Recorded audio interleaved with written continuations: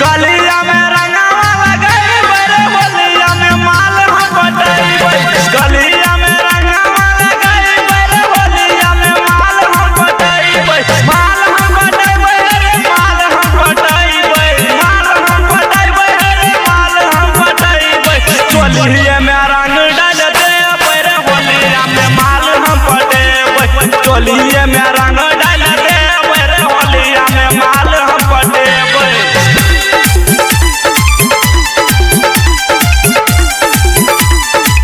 माल पटे हुए कोई बोलते रे नहीं बोलते,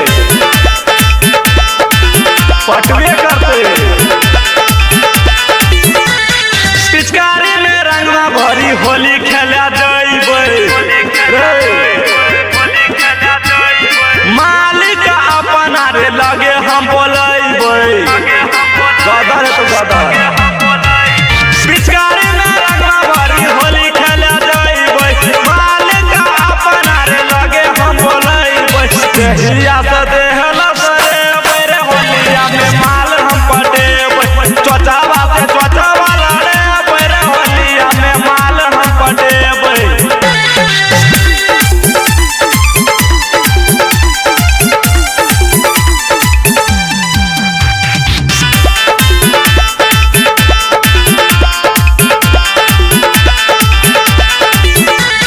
होलिया में सब कोई रहे छै रे हैप्पी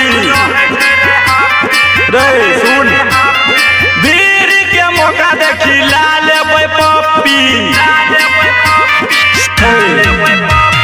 होलिया में सब कोई रहे छै रे हैप्पी। भीड़ के मौका देखी ला लेबै पप्पी।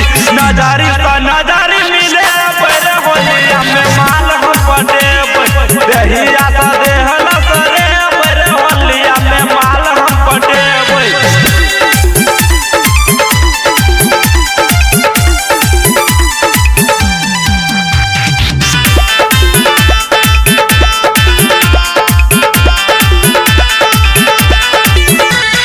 दू पॉकेट रंगवा पर मन फुसले गदर तोबरी होली में छोरी सब के संग हमें होली खेला देबै।